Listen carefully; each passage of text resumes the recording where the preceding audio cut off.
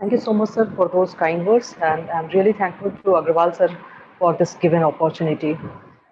And I will be talking about artificial intelligence and how it plays its role in corneal ectasia. We are living in a really smart world, and the moment we switch on the TV, we get to see different choices based on what we have seen so far. Similarly, we are so fond of talking to Alexa and Siri and so fond of flaunting our smartwatches. So ultimately, we can say that we are not immune, we are not alien, or we are not, reluctant to use artificial intelligence. And so is the case in the field of ophthalmology. This is the list, or this is the chart of PubMed articles on the subject of artificial intelligence from the year 2007 to 2018. And we can see diabetic retinopathy and glaucoma are definitely leading the way. But keratoconus and dry eye also here now coming up in a big way. So what exactly is artificial intelligence? It is the ability of a digital machine or computer to accomplish tasks that traditionally have required human intelligence. And machine learning is a part of AI, and its characteristic is the ability to predict and improve with experience.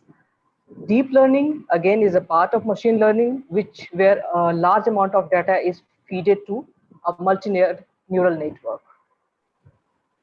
These are the different models of artificial intelligence which are being used in ophthalmology. So let's talk about corneal ectasia.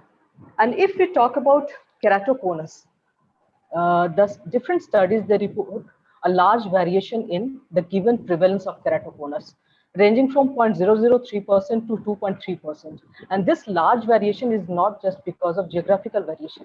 This is also because of the machine which was used for diagnosing keratoconus. A very important study involving 30,167 eyes of LASIK, of refractive eyes, I would say refractive surgery eyes, has quoted, and to quote this article, I would say, the current widely accepted risk factors are not sufficiently rigorous for screening out potential ectasia. There is a need to augment accuracy with higher sensitivity and specificity. So we can easily say that we need an instrument which can give us an objective result, which can give us a reproducible result, which is able to pick up subtle changes that may be missed by human eyes. We should be able to screen out diseases, especially in a low resource countries like ours, which can increase access to expert assessment and should be inexpensive. And that is the reason why we are searching for a good artificial intelligence device. So how we are using this AI machine in different corneal ectasia? Let's talk about keratoconus. One of the recent study published in JAMA 2020 used 6,465 topo images. And this large amount or large collection of topo images were given to three refractive surgeon experts. These experts, they divided these images into five categories: normal cornea, suspected irregular cornea, early stage keratoconus, and myopic postoperative cornea. So based on these five category of topo images, ultimately an AI system was invented, which was named PIRSS. Now, how this PIRSS will behave in comparison to human intelligence, that was the idea of this study.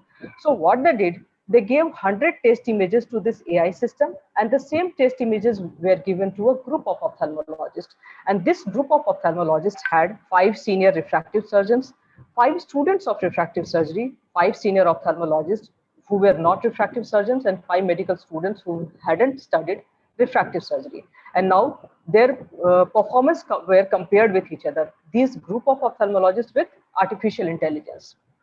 It has been found that the performance of AI system was comparable or even slightly better than the refractive surgeons.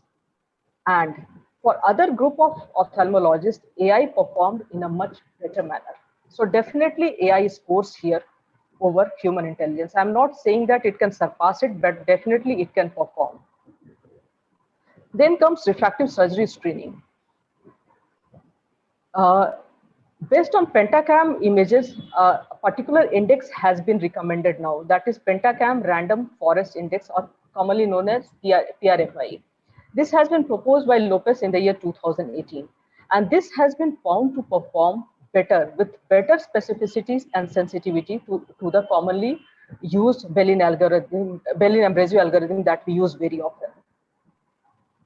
Similarly, the biomechanical property of cornea is being used to develop an AI-based system, and Sankar Nitrala and NN Group is working on this. So what is the advantage of having this AI system?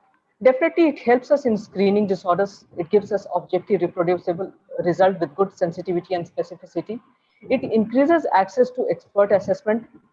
Once it is developed, it can be run on any computer. So definitely it becomes inexpensive in that case. It can give us immediate feedback, which can increase patient compliance and improve in final patient care.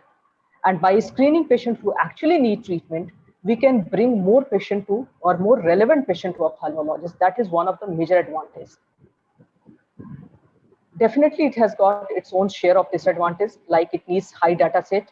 The black box nature makes it difficult to interpret. When we cannot understand something, it's difficult to understand. It's against the human nature. That is the black box nature of AI. Then we need continually to modify a new or more intelligent algorithm. As the machine will grow, we need every time we have to modify our algorithm also.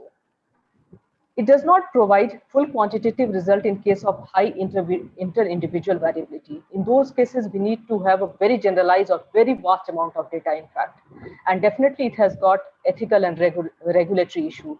If something goes wrong, whom to blame? Definitely you cannot say the machine did this. There has to be a human factor in it. So with this, I would like to say thank you. Thank you.